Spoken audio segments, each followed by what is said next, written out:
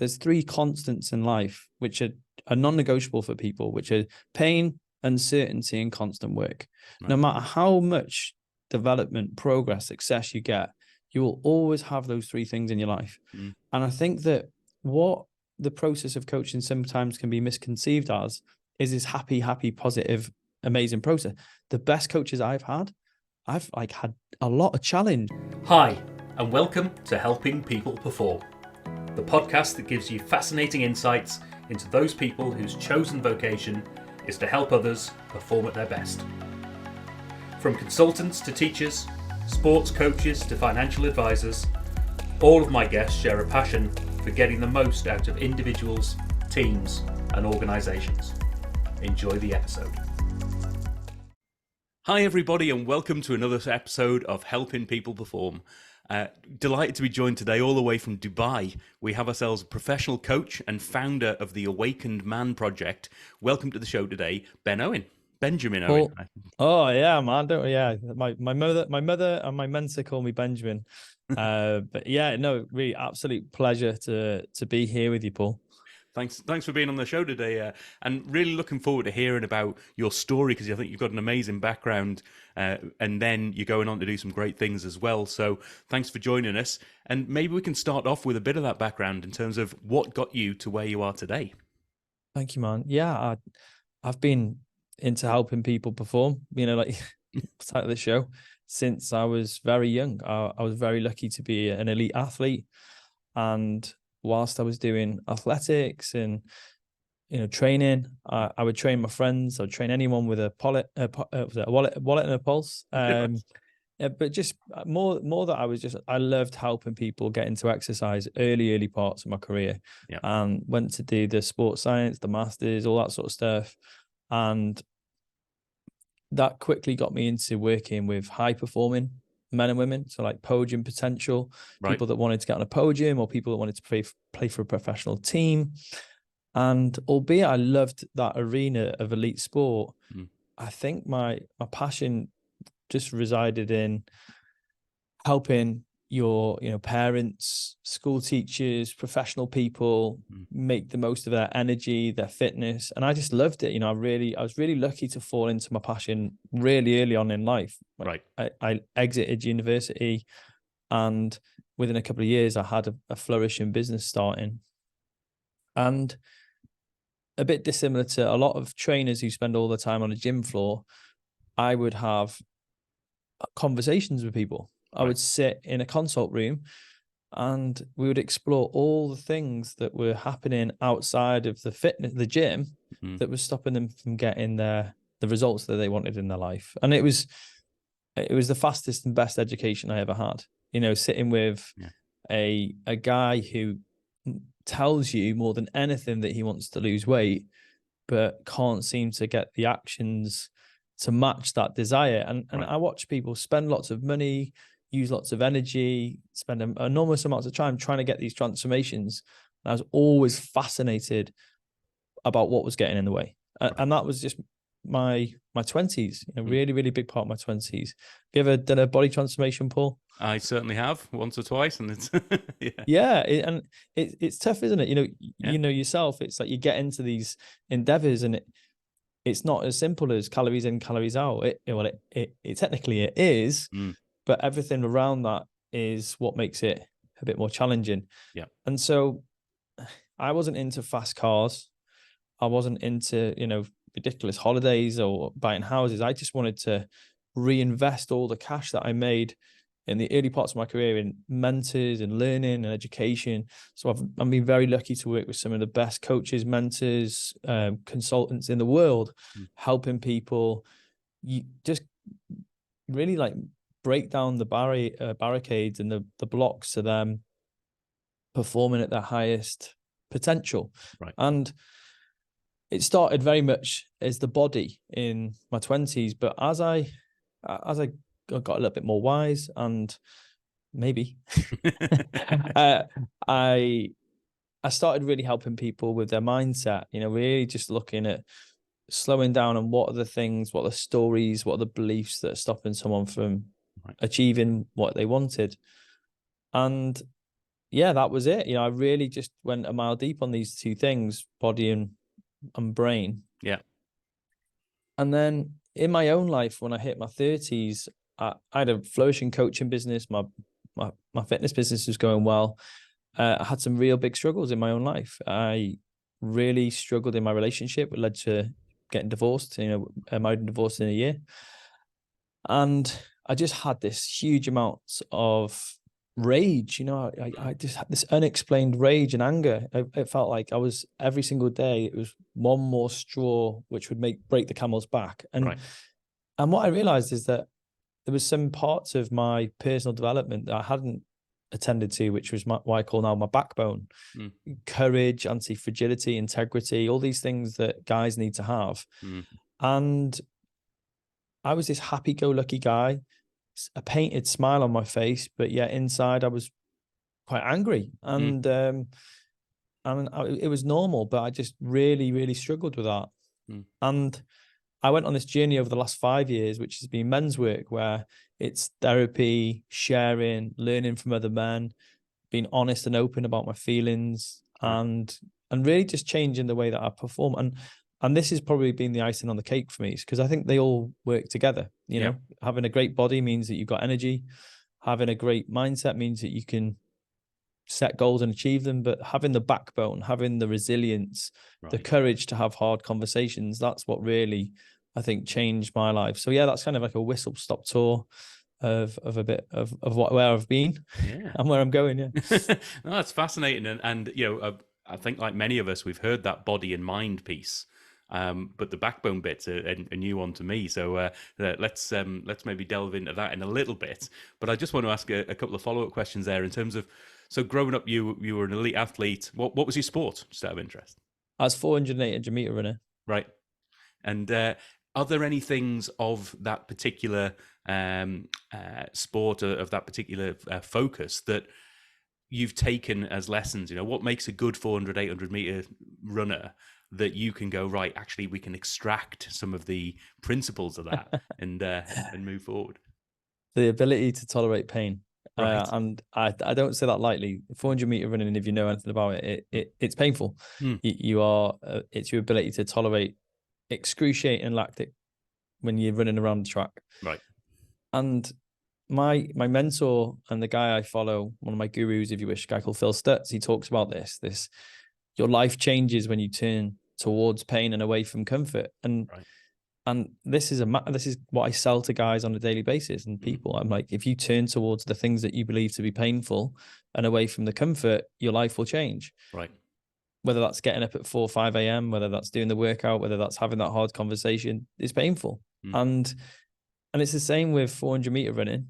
So what would happen is that you'd do a really hard rep, like, you'd be really pushing it round, and then you'd have maybe a minute or two to gather your spirit, your soul, and then return back to the line to go and do it again. Right. And I think that just, that ability to do that was what made me a good 400 meter runner. Right. And it equally is what I use in my coaching now. So yeah, great question, by the way. Yeah. Great question. I thought. Yeah, I mean, because 400 meters for me is, I mean, I've never been a runner as such, but 400 meters has always seemed to me that awkward distance of, you've pretty much got a sprint, but you, as you say, you've gone, the 200 meters seems to be the limit of the lactic tolerance, and then you've got to do that again to get there. So it's, whereas 800 meters, I think you can start to justify a little bit of a pacing and making sure you're there. But 400 meters, you see the Michael Johnsons, you see the greats, and they literally just sprinted around the whole track, aren't they? Yeah, and that's the thing, is that I think that it is, and I was very lucky to have that. I'd say that conditioning as a youngster, I loved it. It was, but it taught me so much, and I was very lucky at the same time. Just another thing, I had a great coach. I had a great coach. I went through, so when I was 18, my stepdad passed away. Not my father, but pretty much my in-house father. Fantastic guy. Yeah. Really, really helped me learn so much. And I didn't, as an 18-year-old boy, I didn't know how to deal with that, with death. I was 17, 18 years old. And I went to the track every single day, and I didn't have to be the guy that was mourning and going through bereavement. He just chatted to me about my training, and he'd, give me a little hug, and he would just nurture me through challenge. Right. And like looking back, that's kind of who I've been for a lot of my clients over the last 15, 20 years, is that stable, constant, not positive, but neutral person in their life that's really there to help them perform. And that's why, I had a great coach, a guy called Phil Oliver. Right. And he's probably, I would say, one of the best coaches in the UK, if not the world. He was such an amazing coach. Yeah. Year after year, he'd have champions because he was so nurturing. And, coaching doesn't come from therapy. So I'm a professional coach. People often think that coaching is similar to therapy. There is therapeutic interventions and ways that some coaches kind of practice, but therapy is therapy. Coaching is about, it actually came from sports coaching. And I've just had, they were the real kind of foundational people in my life, my sports coaches. Yeah. And that's who I model a lot of how I behave on now. Yeah. No, it's a great reflection, just reflecting on my own experiences. Although I played some semi-decent level badminton back in my days. I was nice sort of county championships and things like that. And we had coaches, but it was never a massive impact on me in that stage. But having thought about it, it wasn't until I was probably in my late 30s that I got exposed to a business coach or any sort of life coaching elements. And I think having that exposure in the early stages in your formative years of the value that coaching brings, particularly if you've got a great coach, then that can at least highlight to you that actually there's value in doing this. And a lot of people don't go to a coach because they don't know what that means to them and the experience that they can get to it. So that's maybe one for people to think about, is how do you challenge yourself on that? But also, if you've got kids growing up, how do you get them exposed to coaching, to therapies, to things that are going to serve them well in future life as well? So the other point, I've got to make a note of this because it's the first time I've heard someone mention this, is you talked about coaching not being negative or positive, but being neutral. And I really like that. So can you tell me a bit more about what you mean by that? Because often people will say your coach has to be the positive one and the really upbeat. Great observation. So I'll tell you where it came from. In my 20s, I believed that if I read enough positive psychology, if I succeeded enough, if I did all these things that was going to make me happy, I would someday be exonerated from pain. Nice. Be it naivety, be it just a kind of a mindset I'd created. It was just, I was like, okay, well, if I spend enough on personal development, if I do enough coaching, if I do enough personal growth, or I earn enough money, then one day I'll be magically exonerated from feeling pain, like and struggle.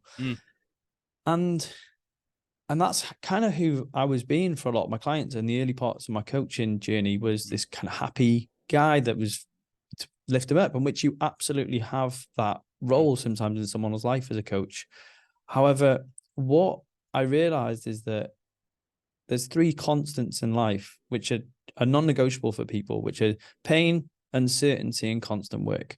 Right. No matter how much development, progress, success you get, you will always have those three things in your life. And I think that what the process of coaching sometimes can be misconceived as is this happy, positive, amazing process. The best coaches I've had had a lot of challenge. Like I've been in a coaching session. I absolutely hate my coach in that moment because they're holding a mirror to me. Yeah. They're perhaps asking me some really uncomfortable questions, but Christ, I'm growing like enormously in that session. So it's not negative, nor is it positive. It's kind of neutral. It's someone there who's on your side, but they're willing to just stay in the neutral space and say, well, what about this? Or what about that? Yeah. Yeah. And I just think that when you see coaching like that, it's a way, way better process for the person being coached. Right. And what I've really talked about more recently is like targeted neutral thinking. Right. So it's not positive, nor is it negative. It's just, it just is. And then making some actions from that. So it's hopefully that explains that. Yeah, it's fascinating. I think it reminded me a little bit of, I don't know if you've ever heard Johnny Wilkinson talking and the stuff he does on, the High Performance podcast and all this. It's that element of if you set yourself up for those peaks too much, then the troughs are equally, if not, bigger. And he talks about the World Cup and 5 seconds after winning the World Cup, he's basically in depression. So and now he starts to get the same amount of enjoyment from washing the dishes as he does something else. It's like, in the moment, I'm neutral. I don't let myself get too high, get too low. It's just a case of there are dangers at the extremes. Yeah, not to I say you agree. can't have them, but it's yeah.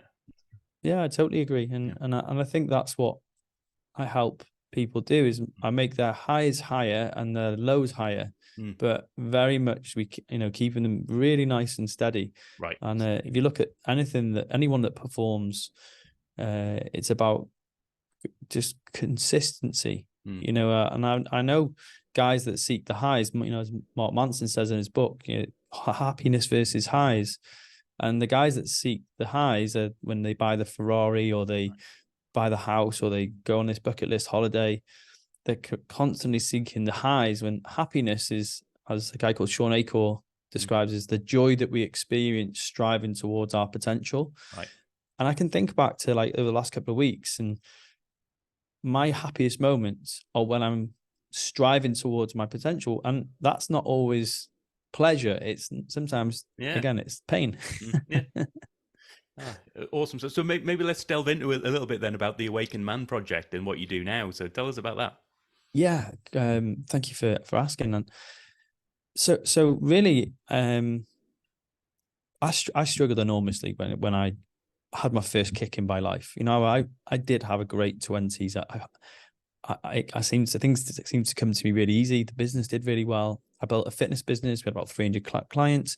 There were things in that time that were just like, we were making money.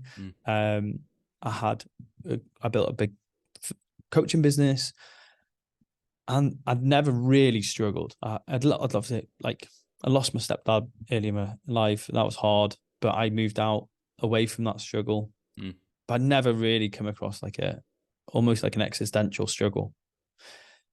And when the same time I got divorced, I had a bit of stuff going on in the business where I had a massive VAT bill because I hadn't accounted for it. I had all sorts of stuff going on.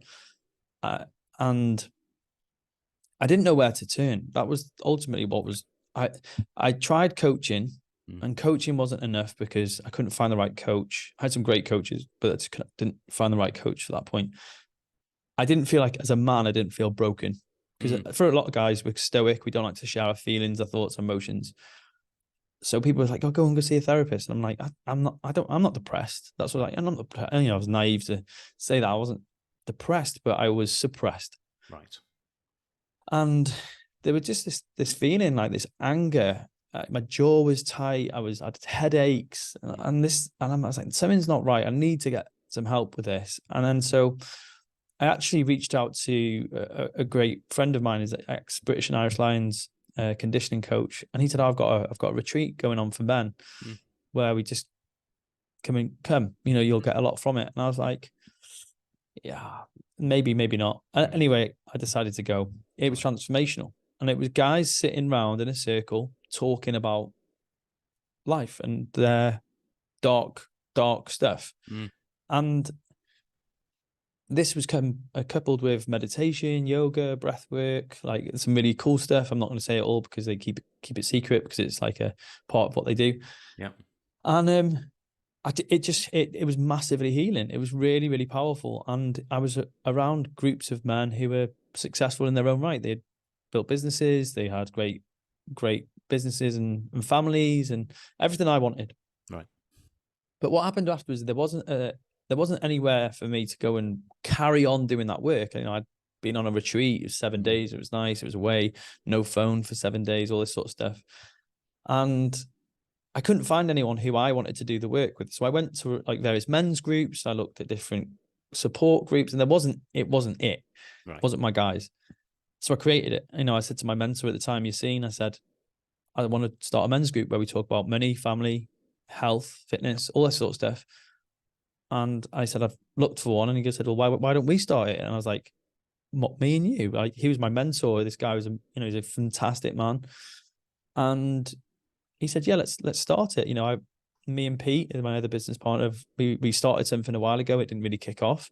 Why don't we just use the guys that we talked to originally, see if anyone wants to come and join us? And it was just post-pandemic. It was like, it was in the pandemic. So we just started reaching out to guys saying, hey, do you want to come and do some work with us? Like, work on yourself, work on your business. And it was just, guys just said yes. They just said, yes, I really need this right now. It was expensive. It was a real investment. It was a daily call, everything that would probably repel a lot of guys, but guys were just saying, yeah, this is what I really want. I'm looking for this. I'm lonely. Because if you think about it, pandemic, a lot of guys like us, Paul, imagine you work in your own space, were just lonely. They were just lonely. And there's nothing weak about that. It was just like they weren't connected to other men. Yeah. And so we created this daily call system, and guys just started. We didn't do a lot of business discussions. We didn't do a lot of talking about how to run your business. But because guys were starting to be honest, they were starting to have hard conversations. They were working on the relationships. They were pushed by other guys. They started performing better. We had guys doubling their profit margins, doubling their take homes, starting new businesses. We had a couple of guys. They went for up the career ladder 2 or 3 rungs. So they were like incredible. And it was all for men's work and being like work on themselves. And I just, the 3 of us after a year, Pete, my business partner, was in a full-time architectural practice. And he said, you know what, I want to be in full-time. I love this. I love what we're doing here. I love the impact we're having, because it is impactful. It's incredible, because like these guys are fathers, they're partners, and it's the work that we wanted to do as well. So yeah, it's just really grown quite organically and with a lot of effort. It's like, but it was just really powerful work. And we do the deep work where we do like, therapeutic work with a therapist on a retreat every year. Yeah. But equally, we just hold each other to a higher standard, challenge each other. And yeah, that's essentially what we created, just an arena for guys to sharpen up every day. And brilliant. And that's it really. Yeah. Is that so geographically people all around the world? Are they in certain areas? Where how does the group sort of, what does a group look like, or how many people would be in a group together, and how do they interact? Yeah, good question. Originally I thought it would just be in the UK, because I was in the UK. Right. And it's online. It's fully online. It's all through Zoom. Really easy to access. We started off with people mainly in the UK and a bit Europe, but Canada. We even got New Zealand. Like, we had a daily call at 12 noon UK. It kind of catered for both sides of the pond, America and some Canada, and equally to Dubai. But yeah, we've had guys from all over the world. Brilliant. And I think the only thing I could think would be similar would be like AA. Okay. But people come together in AA over alcohol, whereas people come to Awaken Man over just being a better man. Right. They just like, I don't need to get over alcohol or drugs, and I'm just like, I just want to be the best it can be. Right. And yeah, and so what we did is we started off kind of like the Tesla model. We started off with a premium product, like a really we got coaching from me and a group of guys. Yeah. And then when we had about 15, 20 guys, we started a community, which is like a lower tier level. So kind of, we started at the top and moved down a bit like Tesla. Yeah. And that was what we've created. Like, now we got 2 products, and whether you're a guy looking to get, high level support, or you guy just looking to be part of a community of men, right, we've now got men just coming and doing the work with us. And yeah, it's amazing, because guys are looking for this, but they don't know that they're looking for it. This is something, it's what we're finding, like guys saying like, yeah, this is exactly what I needed, but I didn't know this was it. Because that as I said before, guys don't really know what self-development is. Some like read a book and do some stuff on it, whereas actually there's a lot of healthy challenge in our communities where guys are pushing each other like, come on, you can do this, and asking each other to step up in every way. And as I've kind of matured in the business, I've just realized the impact that it has on a massive level. I'm like, so yeah, it's been. I was quite evangelic about it, as you can tell. Oh, it's great, and I think you should be, and you have to be from when this is a business yourself, but also when you see the value. And it's, as you say, there's business results coming through, but I'm sure there's equal, if not greater, results just in general life coming through for Yeah, people in terms of yeah, their relationships and their health and their well-being. yeah. Well, even when I started it, so total honesty, I remember saying to Yassine, I was like, "Oh, I want to do this," and he's like, "Okay, we'll call it the Awakened Man Project," and I was like, "Hang on a second, I absolutely cannot lead this. I'm not awakened. I Right. am so unawakened." And I at the time I had like a bit of, I was probably drinking more frequently than I wanted to, not like excessively. I had a couple of beers on the weekend, and I probably had a borderline porn addiction. I wasn't a man of my word. There were some integrity gaps. Right. And I just felt like, who am I to lead? And I actually said to this, who am I Mm. to lead this? And he said, this is exactly why you've got to do this. Right. And over the last 2 years of leading the guys, I've closed all those gaps. Right. I've got rid of all my vices. Mm. I'm not like a monk on a hillside now. But I am free from alcohol, Mm. porn, and I don't take drugs. Mm. I've worked heavily on my relationship, and it's helped me become the man that I want to be in the world. And that was a big thing. And me doing that has been instrumental for the other guys as well. I do my work with my clients. Right. It's not like a hierarchy where better than thou, holier than thou. It's more like we're all in this together. And I think we've cultivated that kind of community. Yeah. And I think that's what a lot of guys resonate with. Mm. We're not this kind of, perfected, polished. It's like, no, I'm imperfect too. So yeah, I think it's definitely worth mentioning that as well. Yeah, no, and there's my next question is always around how do you help yourself perform, and it sounds as if one of the main channels is just being involved with those teams as well. But what are the sort of things that you do to help you be at your best? Oh yeah, I wake up at 4:30, 4:40 every morning. I always have been an early riser. Mm. I work on myself before the kids get up. I got two young daughters, Right. one of which now decides to get up at 4:45 now because you can hear my coffee machine going off probably. I train every day, so Mm. if it's got the word day in the week, I'm out training. Right. And whether that's a walk, whether it's a run, whether it's a gym, I'm just always doing something. Yeah. I'm very, very conscious of my integrity gaps, like where I say to someone to do something, I'm not doing it myself. Right. And sometimes I'll say something to a client, I'll be like, okay, what about doing this? And I'll just say, actually, I'm out of integrity here. I'm going to go and do that as well. Mm. So kind of that's, and then the other thing is have support networks. Mm. This, BS narrative that men develop is that if it is to be, it's up to me on my own. Right. I'm a man, like I'm a lone wolf. And guys coming into our universe, they notice that, like, oh, I feel I'm just got so much more. They see what's possible. Right. So a lot of my clients are wealthier than me. Some of them have got better relationships than me. They're just like, they've worked on their relationships. And I glean so much from there because they get to talk about them openly. And I'm like, oh my gosh, I'm going to steal that. I'm going to go and do that. So I think men learning from men is something that, if you follow back a little bit of history, is that men used to be around men. And men have been segregated from men. Like a lot of us work online. A lot of us have been, we've been isolated. So to work on myself, I'm in amongst my clients every single day. Right. And yeah, that's a big one for me. And the final thing is having the right support in my life. I've got a guide. My business partner, you've seen, he's my guide, my trusted guide. I trust him with anything. I'll tell him anything really. Right. I've got a therapist, which I work with when I need to. Yep.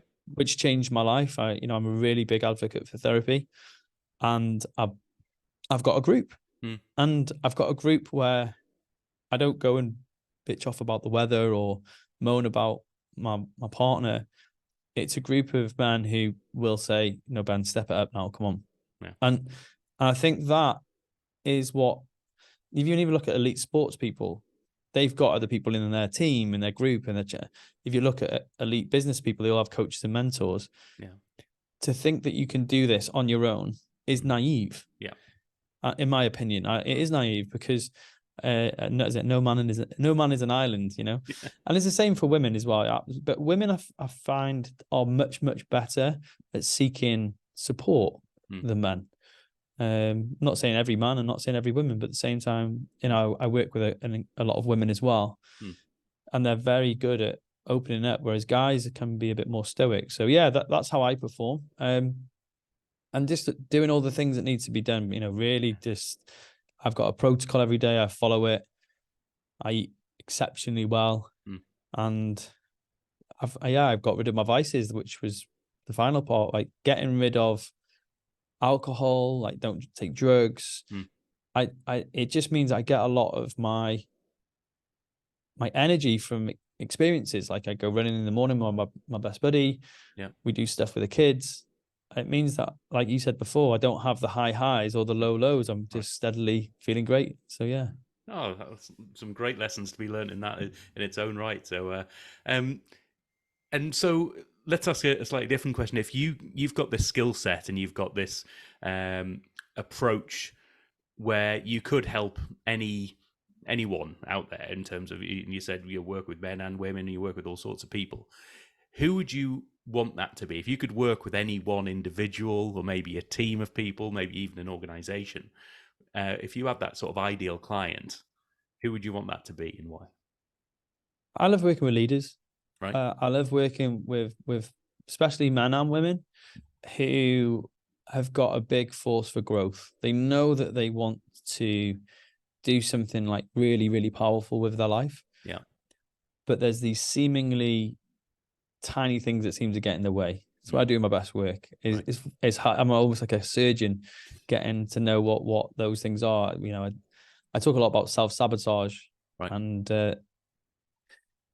there's a famous, I think it's like Newton's third law, if you wish.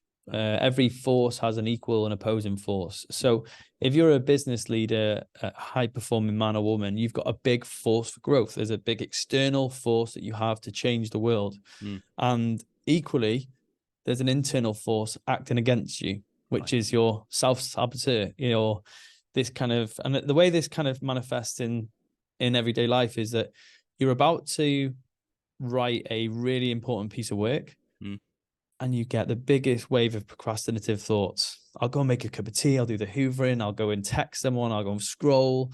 I'll do the seemingly dumb stuff that are getting in the way of important work. And actually, that's where a lot of work for a lot of high-performing people exists. It's like overcoming these really, really small resistances that show up in their life.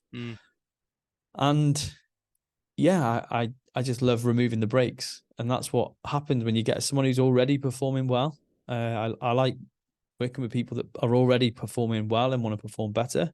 Yeah. And you just see magic happen. These people are massive forces for growth. So yeah, they're my ideal people. Oh, wonderful. And let's switch that on its head a little bit then. If you could sit down and have a chat, you know, maybe have a meal, sit down, have that ability to learn from anyone, and any individual that's out there, and you say, right, if I could just sit down and learn from them, I believe that would really have a positive impact on my own performance. Yeah, I've actually had the luxury of doing it with a lot of the people I you know, really, if I find a mentor, I go and do what I can to go and sit with them. Right. There's a guy called Phil Stutz. I mentioned him earlier on, and if you go on Netflix and you want to watch a really good documentary about psychotherapy, modern psychotherapy, a guy called Phil Stutz, so the documentary called Stutz, and he was the psychotherapist for the likes of Jay-Z, Jeff Bezos, Will Smith. All these different people have worked with him. Jonah Hill, Joaquin Phoenix. Right. And he's just got this incredible way of looking at the world, you know, really just like, wow. And he says such insightful things that are just very contrary to what you would believe. Right. And since I followed Phil's work with Barry as co-author, I've just, my life's improved enormously. Yeah. So they wrote the book called The Tools. Right. And these are little like 5 to 10 second visualizations you can use in the moment.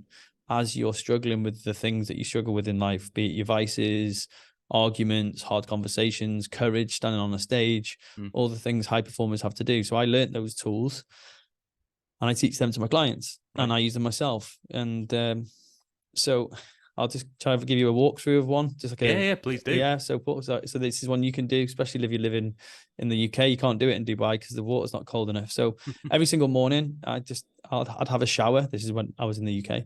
I'd have a shower, and it would be run it like normal shower, 3-5 minutes, however long it. At the end of the shower, you turn it as cold as it'll go. Yeah.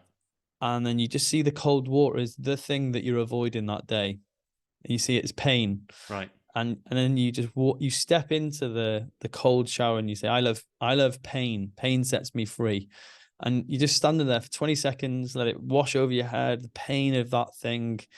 And then you turn around, obviously being careful not to fall over, and then step out of the shower and you're like, bring it on. And you walk into the day and you go and take on your challenges. And it's just that the kind of like somatic reminder of, the pain, moving towards your pain sets you free. And I tell you what, if you've had a cold shower, it's never as bad as that, right? No. and obviously that's just one of the ways, the permutations of some of the tools, that they're actually, none of them you need a shower, you do them in your mind. Right. But we just have clients doing things like that. And then all of a sudden they start to walk towards their pains, and then their life changes. So yeah, like that came from Phil's work, and very profound, very logical. And there's a bit of I think he treads the line between woo woo and science and and real decent psychology really, really well. So yeah. Oh, well, we'll make sure we put a link to that video and the book and things in the show notes so people can check it out for themselves. So, and speaking of links, where can people find out more? Where do people go to connect with you, to connect with the Awakened Man project? Yeah, so on most platforms at Coach Benjamin Owen on Instagram. I've been growing my Instagram following for the last couple of months. I'm really working on that, sharing my message on there. I'm in the infant stage of that, but we've also got the Awakened Man podcast, and that's where it's just me and Pete, and we share about our lives and the work that we're doing. So we get very open and honest. We talk about everything. We're kind of like what you see is what you get. You're really open. We don't hold anything back. Yeah. And we've talked about our experience of growing a 7-figure business together, and it's been powerful. And doing that, and it's been a real hero's journey in itself. It's been a real experience. And yes, the Awakened Man podcast is our free gift to the world. There's so much stuff in there, from how to navigate hard conversations in your relationships, how to navigate divorce, how to make offers and improve your business, everything that we both wanted when we were doing what we've been doing. So it's been great. Brilliant stuff. And I'll make sure we've got links to all of that so people can check it out for themselves and reach out. And I say this in virtually every episode, and is that, I encourage my listeners just to reach out, check out these things, reach out to the individuals who are guesting on this show, because that's part of the reason you come on here, is to get people to connect and see what their stories are and how you can support them going on. So, Ben, absolutely love this conversation today. You're doing some amazing work, and I'm going to be going and checking out some of that material myself for a bit of integrity on my own part. So, thanks so much for being on the show and for sharing your story today, Ben. Thank you so much, Paul. Really enjoyed our conversation. Speak soon. Thanks for listening to today's episode. If you liked what you heard, then please give the podcast a rate, review, and share. I'm Paul Teasdale, and from sausage making to banking, oil and gas to Formula One, I help people perform. If you'd like to find out more and have a conversation, contact me via helpingpeopleperform.com.